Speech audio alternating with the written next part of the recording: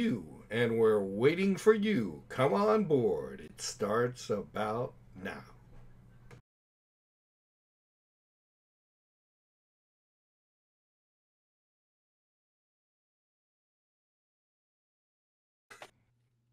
Welcome to the debut interview series.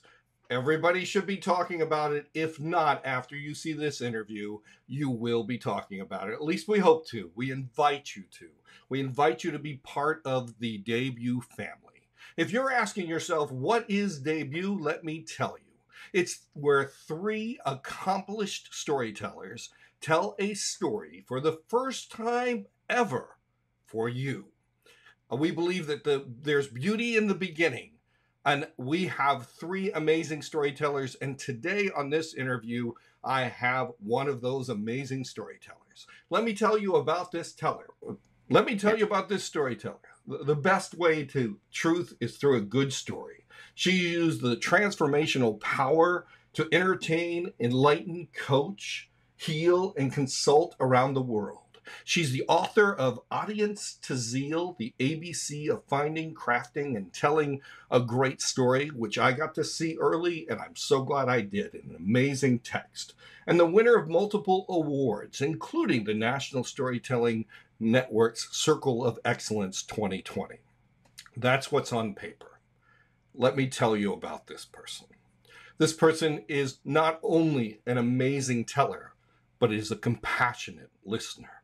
The first time that I heard this teller, she took folklore, and she has a background in folklore, and she took fantasy and she moved it together. She interspersed it into the real world. And I was in the world she created.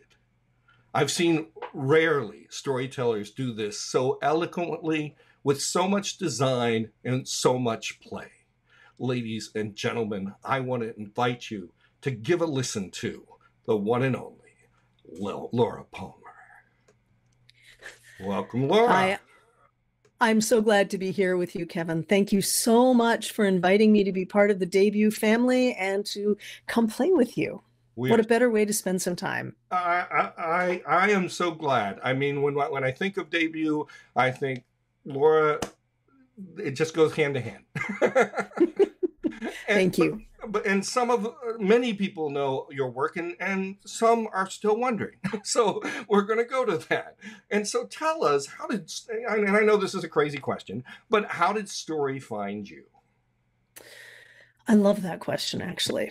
So when I was a little kid, excuse me, my mom was a children's librarian, and she would tell me the stories that she was practicing to share at her library. So I grew up hearing traditional tales from around the world, and my father was a writer. So he had a real passion for language and narrative. And in the afternoons when I got home from school, my father would tell me stories, either stories that he made up or stories that he heard on the radio when he was a boy, because when he was a kid, there wasn't TV, there was just radio. And so I grew up with a real appreciation of told story. I love to read, I love to do all different kinds of things, but it was the told story that really caught me. So I would take those stories that my mom told and tell them to my friends. And then when I was in fourth grade, my teacher said, "You're always telling stories. I want you to do a performance." So Mrs. Gilmore made me stand up in front of everyone and do a performance. I was so scared. And on and on and on. So it seems almost like it was an inevitable path. I found storytelling as a discipline, as an art, and as something that I could really work on when I was 19 and met Brother Blue, who was a storyteller in the Boston area, known around the world. And when I saw what he did, I recognized a piece of myself, and I haven't really looked back. But Laura, there's only three storytellers and I've met many storytellers, but the storytellers that I know that lived, eat, and breathed story, Brother Blue, Estefanas Martinez, Blue Water of the San Pueblos, and Ray Hicks. Yes. Where story was in the bones. It wasn't about performance. And I've had the great fortune of hearing Brother Blue. I remember listening to Brother Blue, and I had to run somewhere with Joey Talbert. and Ruth said, he has to leave, but Blue could look at you with commanding eyes that said, "You must stay. I'm not done." and we need to be here together. He was amazing. It And, was. and I'm so glad that you're carrying on some of that legacy. And they say that someone is not forgotten until they're no longer telling stories about them. And I think Blue's going to be with us for a while. Long, long time. I have traveled around the country and around the world sharing stories, and I'm often asked how I became a storyteller. And what I usually do is tell them about when I first met Blue and when I took a class with him when I was 19, when I first met him. And in that class, I told a story, and then Blue said to me, "You have the power." And that was it. But wherever I am, 90% of the time, somebody in that audience, whether I'm here in Minnesota or in California or in Brazil or wherever I am, somebody says, "Brother Blue, I know Brother Blue." So his impact is enormous. And we in the storytelling community, I think, sometimes forget just how global Blue was, and how he inspired people everywhere. So it is a great honor to know that Blue believed in me, and I'm sure still does wherever he is. I think the difference is, and something that you also do, is Brother Blue would tell a tale and he'd look behind and say, "Come on up." Or I want to help you. I want to help you find that tale. I want to listen to you. He could listen as much as he commanded the tale. And I've always seen you nurture and take care of the environment and the tellers on stage that you're with. Did you get that from Blue? Is it part of who you are? You can disagree with me and say, "No, you're evil." No. So Blue modeled it, but I actually do think it's part of who I am, because I remember even as a really little kid, trying to help others have their place, have their voice. Before I knew what storytelling was, I remember telling other people to be quiet because she hasn't said anything yet, or whatever it may be. So I think it really is part of who I am. So, especially now that you and I are both starting to enter the realms of being elders, it is especially important that I extend a hand to others, as hands have been extended for me. That doesn't mean that you and I can't still be innovative. We're not still good artists. We're not still doing art that is worth absorbing and worth paying attention to, but that part of our job is to say there is room enough for everyone. Let's make space for everybody. Well, as Marnie Gillard says, the storyteller, story teacher, for her, Hmm. hand in hand. And that's not for every teller, and that's okay. But I do think that we need to honor the practice by turning around and saying, "Hey, let me help you come up here." Or let me go down to you and say, this is how you take this step up, or this is how you listen. And this is part of why Debut's here, because we don't talk Hmm. about the practice enough publicly. Hmm. And the same for the interviews. And I think that we need to really listen to each other. And when I was 19 years old, there were very few 19-year-olds telling stories Oh, yes. nationally or moving across the circuit. And I literally had to learn from old cassette tapes that only had a Hmm. name on it, Donald Davis. I had no idea what it looks like. And when it came to meeting Jackie Torrance on the phone to wait in the airport for 3 hours, I said, "What did she look like?" Hmm. And if anyone knows Jackie, they know her from her giant heart, Hmm. and who she was. Yeah. And we need to uh, draw back the curtain on the practice, talk about play. You talked about the way that you came to story, and mine kind of mirrors that. When my mother, I loved comic books. I loved Spider-Man. I had to know what was happening. And when I was 5 years old, my mother would tell me stories, but evidently she didn't like reading the book, so she'd make up what Dr. Octopus was doing, or the Green Goblin. And I'm like, wait a minute, I don't think it says that. And so when I Hmm. was a kindergarten, I was a sixth grade reader. And Mrs. Dasher, I was also the shortest person in the entire school district, would put me on a small stool. And every day, I mean, she was the type of teacher that if you said, "Jump off a bridge," I'd ask, "How many times should I do it for you?" Hmm. I would read to the third and fourth graders every day on a giant stool. And they had their favorites and their requests. And it was amazing. And I think we all need to have these experiences, less about fear and Hmm. more about invitation. What do you think? Hmm. I think that's a great idea. I think that, and that applies not just to storytelling, but to our whole lives. If we can approach our experiences and the things we are asked to do not as demands, not as something to approach fearfully, but as an invitation into a new experience, an invitation to share who we are, which is really what storytelling is, right? It's how we share who we are. It's one of the ways we share who we are. When we share who we are, and again, this is a Brother Blue thing. How how can we dislike each other? How can we hate each other? How can we assume things about one another when we share our stories and realize we are, in fact, so much the same? So it is with other experiences. Something that I might find frightening, someone else has experience in, so they can help me do it. And in the process of doing that, we connect. We become more closely integrated with one another, and there we become less frightening and frightened. So by playing together, by listening to one another and listening freely and deeply and setting aside our own prejudice as we listen, we make a better world. And if I get to do that through storytelling and helping others find their voice and step up onto the stage and going into Fortune 500 companies and saying, you have to learn how to be better listeners, then that makes the world a better place. I will do it. So here we are. The story makes us better us and makes us a Mhm. better they and a better we. Mhm. And it brings us together. And it's funny that you mentioned that, because tomorrow I'm doing a workshop on telling the story you were supposed to tell instead of the ones that someone told you to tell. Mhm. And so I'm literally doing some of the research on how many stories of our lives are about acceptance and denial of who Ooh. we are. So I sat there and I thought about my identities. First, Appalachian. Am I Mhm. Appalachian? Do I wrestle through this? I'm a married man with no kids. Well, how is that acceptance and denial?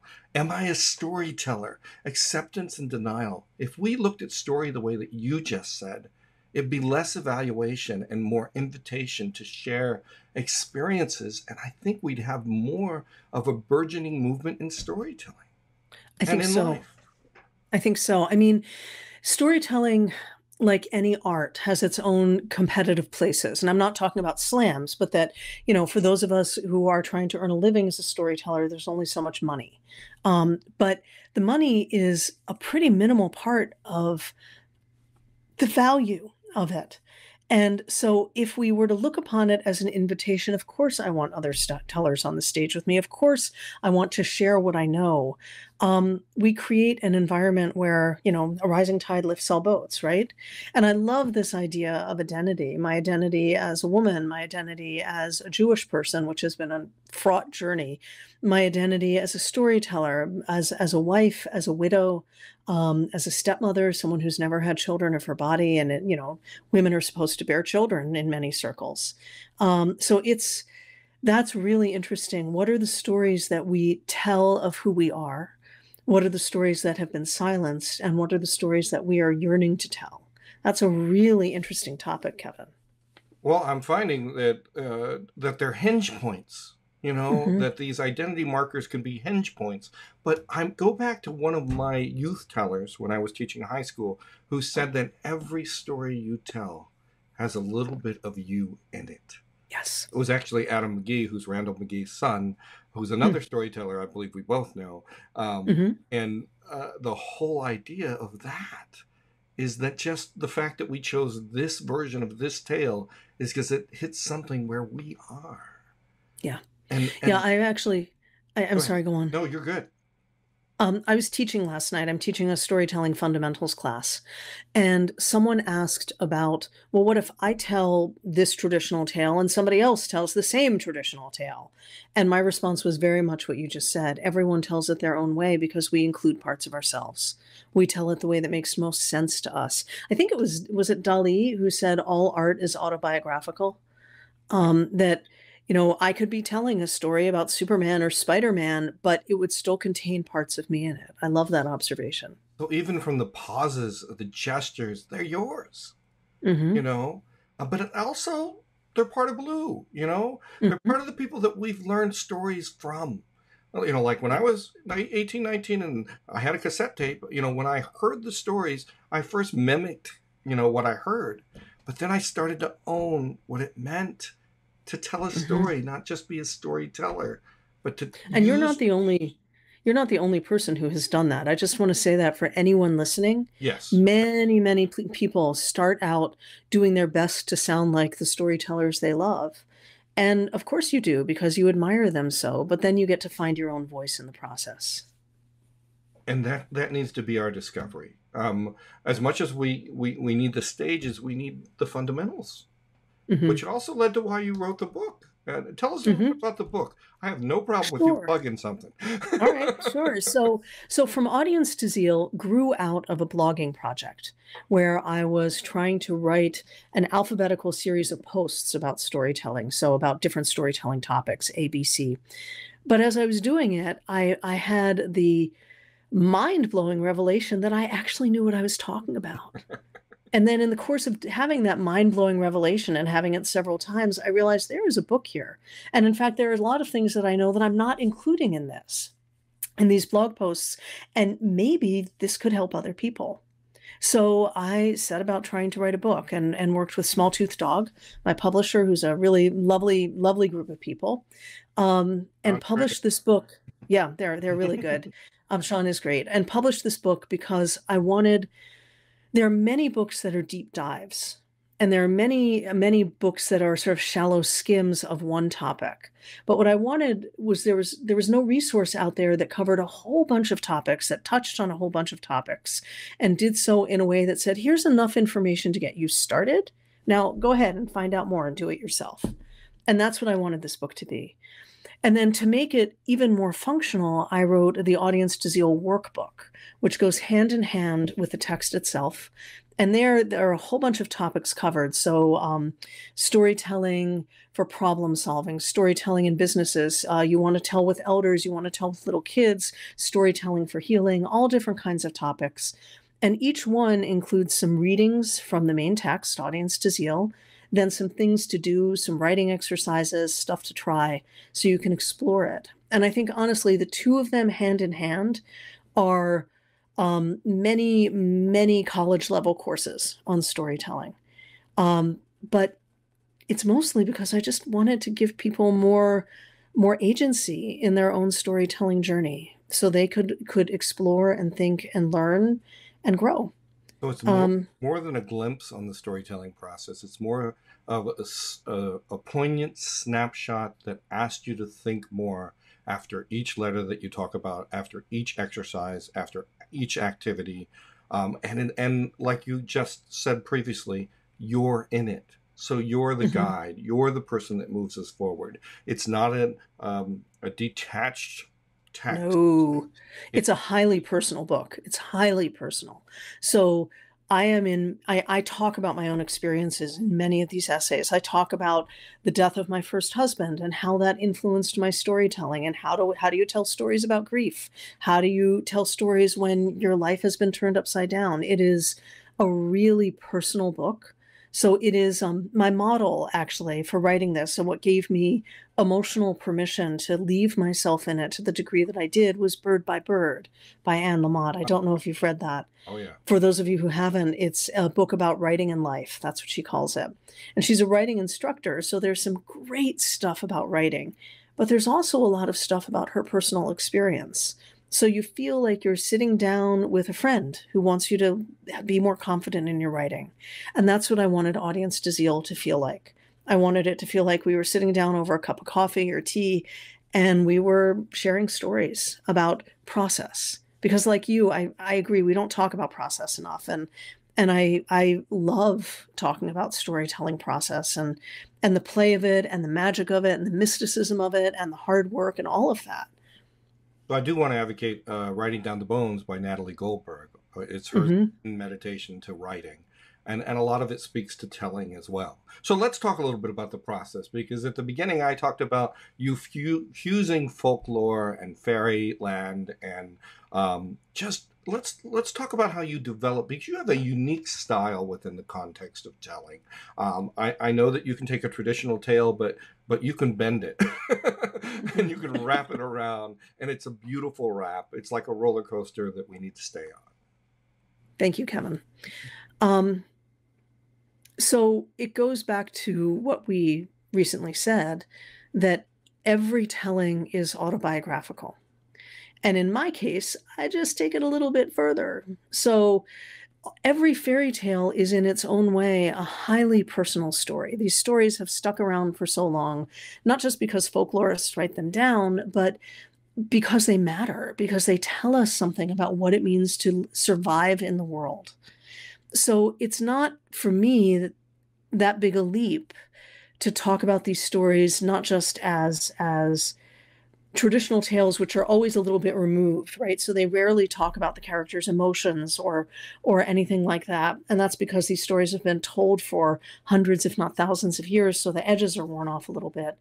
But then to repersonalize them, to say one of the stories that I'm pretty well known for with this is a story called Coyote on the Bridge, and it starts out with a first person narration of being suicidal and getting ready to jump off a bridge, and then this guy shows up who through various methods convinces the I in the story, the speaker in the story, to not do it, and then takes her to this place where she has what may or may not be a mystical experience. And the question of the story, one of the questions is this coyote who did it? Or does it really matter who it was? And it's pretty easy for me to step into that place because these stories talk about common human experiences. I believe there really is magic everywhere if you give it an opportunity. At one point, when I was in a state of great despair, I had a tree who was my best friend because the tree was always there. And it isn't a huge leap to imagine the tree bending its branches and wrapping them around me and comforting me, or the tree whispering to me through its leaves. So it's hard for me to describe for you in technical terms how I do this, but what I can say is that an idea or an image will stick with me, and it will stick with me like a mosquito bite that doesn't go away, and I have to keep scratching at it.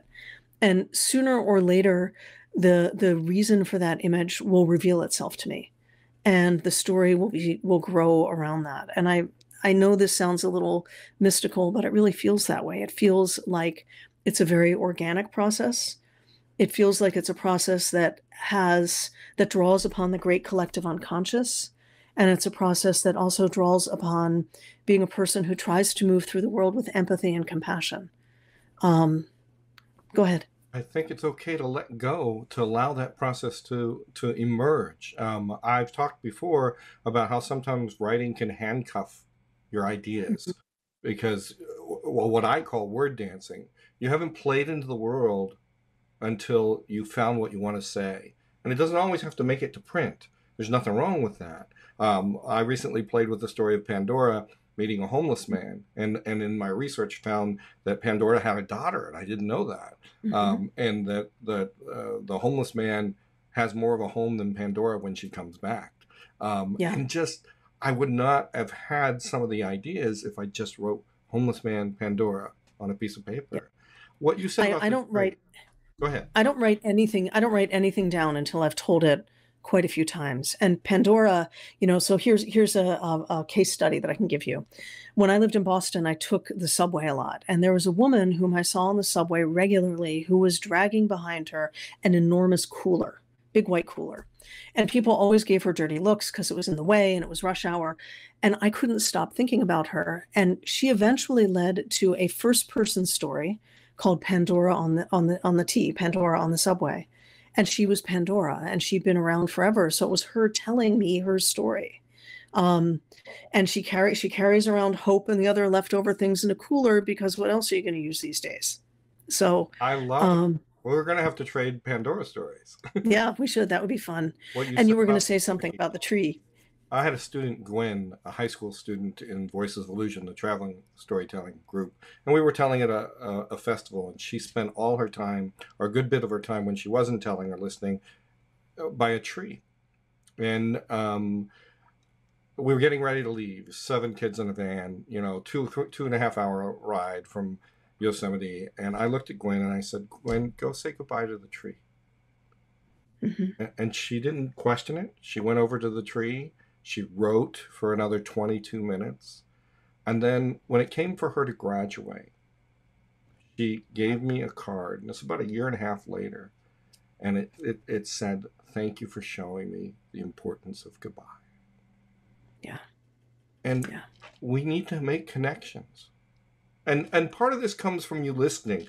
Having the person at the tea, I mean, Pandora at the tea, is looking differently. So stories come when we don't just take everything on its face, right? Mm-hmm. We play. Nothing. Yeah. When we play, when we're willing to let our minds just, instead of saying, oh, there's that lady again, she's so annoying, I'd really like to sit down and her cooler's in the way.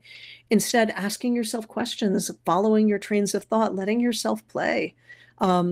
Play is the motor oil for our creativity. It lubricates and helps everything move more smoothly and takes us in directions we may not expect. Play is vital. And it's also the place where we can rewind, Mm-hmm. reactivate, re-see. So you've talked a little bit about your process and not writing things down. So do you talk it out? Do you talk it out with people? Do you... Speaking of trees, yeah. So many of my stories start as these little ideas, these images. The lady with the cooler, there's a story I tell called Blood Woman that started with the image of, how if you cut yourself and little beads of blood dry, how they look like little gems. And so the idea of blood falling from a wound and hitting the ground is a gem. There are lots of stories that have these ideas, these images that just stick with me. One of my most recent stories is about a keyhole. And it started because I found a keyhole in our fire pit when we were cleaning it out. So I have an image and I let it sit inside of me. It gestates. And I come up with lots of different ideas for it. And then when it feels like it's getting ripe, I move. I go for a walk, usually, or I pace, or sometimes I'll go for a drive, but it's better if I can move physically. Ideally, I go for a walk in the woods and I talk out loud, which might someday get me arrested, but I talk out loud and I talk to the trees. And this is the ideal process, of course, Kevin. There are some stories that just come like that, fully formed. And there are some stories that don't need that kind of courtship. But that's what it is. This is courtship. This is saying, come closer, come closer. And I find that when I do that, those stories are often the more powerful ones and the more meaningful ones than if I force them, if I push. And this is the case, especially with these magical realism stories, these stories that touch upon here and some other place. Personal narratives, I don't usually need to go through quite this much stuff. But it really is about an invitation and playing with the ideas and then getting to a place where I can hear my own thoughts uninterrupted, which for me is often near trees or the ocean. If I were near the ocean helps too. I say sometimes you have to learn silence before you learn sound when working on a story. Yes. Because there's so much to say. It sounds like you're opening to inviting the myriad ways of finding story. Very much so. And sometimes our traditional practice is, especially in guilds that I've been in, is listen to the story, say one or two things next, listen to the story, one or two things. And we need to change the conversation. We need to talk about practice. We need to have, and I know you're a coach. I'm a coach. Mm-hmm. I call it a mediator because we mediate through the story and mediate. Ooh, I like that. What do you look for when you're coaching? Or you yourself are being coached by someone, or whatever you want to answer, take anything. Sure. So there's one other thing I want to add before I answer your coaching question. Please do. Which is the other thing that I do is I look for prompts. And they might be images that strike me or a sentence that I like or a word or whatever it may be. I actually made a deck of prompts for people. So I look for these seeds, and that's another part of my process that I invite them in. So back to coaching. So when I am coaching, I listen for a couple of things. First, I just listen. My job is not to interrupt, not to fix. My job is to help someone craft a story that is as wholly their own story as it can possibly be. My job is not to make everyone I coach sound like me. There's enough of me. The world doesn't need another me. The world needs everybody else. So my job is to listen intently and to listen lovingly. So I'm holding that space open that they can grow into, not listening to try and shut them down. I listen for clarity, to make sure that the story is their meaning, what they want to convey is clear not only to the audience, but to them, because we need to make sure that we know at least some of what we're trying to convey before we can convey it to someone else. Um, I listen for things that will enrich the experience for both the audience and the teller. So put in a little more sensory detail, make it a little more playful here. What happens if we explore that route instead of this? Um, and when I'm coached, I want the same thing. I want someone to hold space for me to dream into. And if they cannot hold that space for me, then they're not the right coach for me. And then once I've dreamed into that space, I want someone to tell me what works. And this is the same thing I do for people when I coach them. And I do this because most of us have, not all of us, but most of us have pretty vocal internal critics, voices in our heads that are saying, this is the bad thing, here's a bad thing, and here's another bad thing, and this sucked. So I try and make sure that I offer assurance that there is value in what they do and that there is good in what they do. Now, even if the story is unformed and unprocessed and in no way ready to be shared beyond a coaching experience, there's still something good there because the person is being brave enough to share it. You and I, Kevin, met when we were at a Doug Littman workshop. And so Doug Littman's work strongly influences mine. I've taken it in some other directions. And we want to But highly recommend Doug Littman. What was that? We want to highly recommend Doug's work. Oh, Doug Littman. He's one of the bare bones. And he fleshes it out as well. And he invites us to grow from what he gives us. And that's it. It's that invitation to grow. So that's what I look for in my coaching and what I look for when I am coached. And sometimes I'll be more directive. Hey, try this. When you did that, I wasn't sure that the words made sense to me, things like that. But it's never critical, harshly critical, because that's not what most of us need. I think it comes back to the identity thing, that acceptance and denial. The other thing is, like, I go around the country coaching stories that are not ready because the traditional insight is that, okay, my story is ready now. Now I seek coaching. No. There's a difference in the story making and the story telling. And I know you're a proponent of that as well, is, hey, it doesn't have to have its solid beginning, middle, and end yet. We could just spend time with this moment. And that's really important. Like you said, invite and hold space. And sometimes just looking at a moment carries that. It does. And go ahead. Sorry. No, go ahead. I think it's really important that we explore the way that stories are made as much as looking toward performance, which is one of the things I'm discovering recently, Laura, and I don't know if you know this about some of my work, is that telling is an important part, but I'm now working on what happens when we have a narrative mindset and we respond in life with story.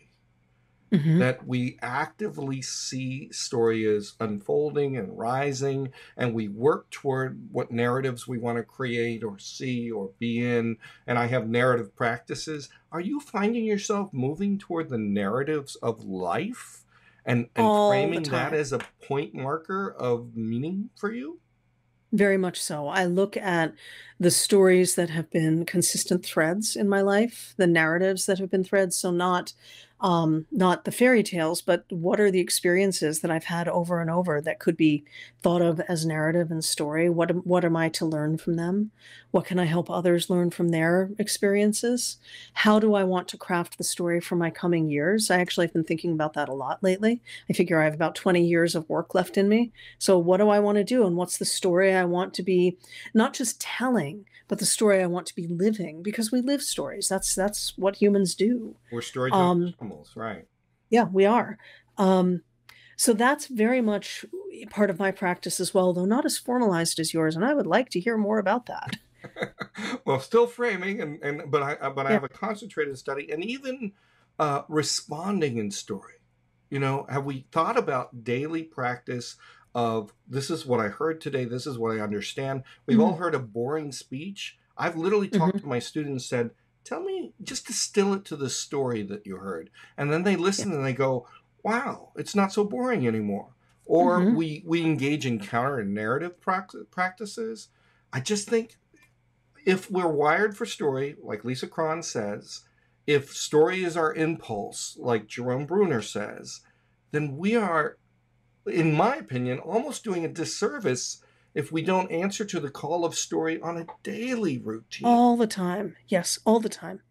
Um, my spouse and I, his work is very different from mine, but he and I every day tell each other the stories about what we did. And it hasn't been an intentional practice, but it has become what we do daily. Because yes, our lives are composed of stories. So if we don't note them and if we don't use the idea of all right, so this was a really crummy experience. Well, what if it's a story? What is the story that's in there? And for me, as I said, those repetitive stories are really useful. Where do I cast myself as the victim? Where do I cast myself as the hero? Where do I cast myself as all these other different story roles? And for me, being able to look at it through the lens of story has been very helpful because then I'm not condemning my own behavior. Instead of thinking, wow, I really wasn't at my best self then, I'm a bad person. I can then think, all right, so what's the story about that? Why did it happen like that? How can I And change it? that's How can I use play? How can how can I I change it? how can I Exactly. think about this in a new way using story? I didn't get this job, but what does that mean? You know, Right. but Right. even breakfast, what did the waitress say that could be a great marker to help my day move Hmm. forward? You know, It's funny. My breakfast today were it was 2 eggs. I had 2 hard-boiled eggs for breakfast. And if you guys think hard-boiled eggs are gross, just don't listen to the next 30 seconds. Um, so I had these eggs for breakfast, but every time I have eggs for breakfast and I look at them in the shell, I spend time looking at the shell and thinking about the chicken who squeezed them out of her body and about what if one of these eggs actually was full of raisins. What if one of these eggs was full of little golden beetles? What if one of these eggs, when I opened it, had another egg inside of it? What if, what if, what if? And so I let myself use those eggs as a story because they do have stories. Even though they come from a place where a lot of chickens lay a lot of eggs, each one is still its own piece, and so it is with our own lives. so I say the strongest words that we can ask are imagine, what if, Mhm. and have you considered? And if we use those as markers, As coaches, yes. as Yeah. coaches, and even in Yep. life, because what I story starters or story marker indicators, instead of asking somebody why, we can say, tell me more about this. Or you That's can, there are all kinds of ways that we can respond in story, but we won't know them unless we put story in our consciousness. yes. But I didn't mean to go there, but that's okay. It's good to go there. This is fun. But one other space I want to go to is because I've just been editing a collection of social action stories, Mm, stories that lead to action. Because we were working with the idea of social justice, but somebody in line said I wouldn't take a book on social justice because it's being overused and people don't understand it. So I thought, what I know that you believe that stories can promote action. Can you very speak to much. that at all? So, as much as anything, it's that I believe listening to stories can lead to action. When we listen to each other deeply, as I've said before, it leads us to forming a different opinion of someone than we might otherwise. Um, I have a neighbor down the street whose politics are diametrically opposed to mine based on the signs that he has on his lawn. Um, That tells a story. and It does. It tells a story. It's how he's choosing, it's the identity that he wants to put forth. Yet, when this past summer, it's the summer of 2020, we had a big storm and a tree came down in the middle of the street, and we all went out there with chainsaws and we're cutting the thing up. He was right there next to me. And at first I was thinking, ugh, ugh, gross. I don't want to be anywhere near this guy. It's contagious. It's going to give me a rash. Um, but instead, when we were working together, we started sharing stories about other times we had had to do similar work. And lo and behold, his stories were not so different from mine, and mine were not so different from his. And at the end of it, he said, "You live in that house?" And I said, "Yeah, because I have my own signs on the lawn too." And he said, "Huh, well, I'm glad I met you," and walked away. Wow. So, so I'm not quite answering your question, but it was that we shared those stories. And now maybe he might remember that not everyone who shares my political views is a monster. And I might remember that not everyone who shares his political views is a monster either, though I will admit I sometimes struggle with it.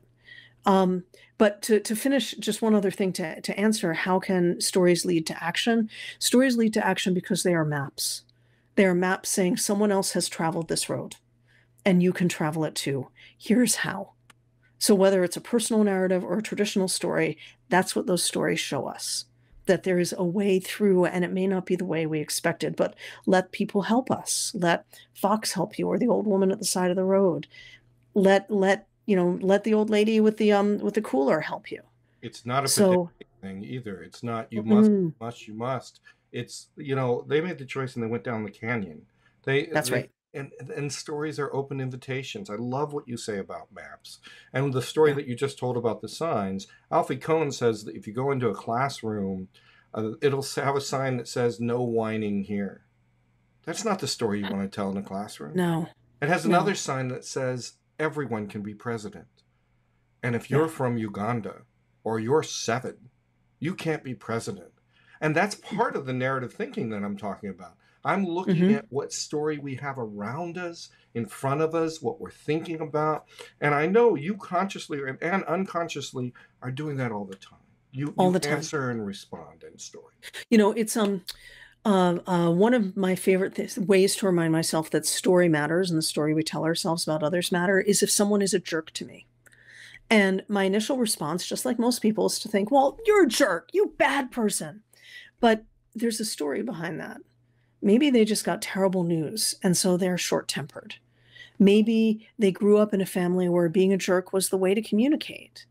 Maybe, you never know. And I came to this when my first husband was dying, and I was trying to park in the hospital parking lot, and there was this gigantic truck parked across 3 spaces, and it was crowded, and I was really mad at them, and I wanted to, it took up more of my time and blah, blah, blah, blah, blah.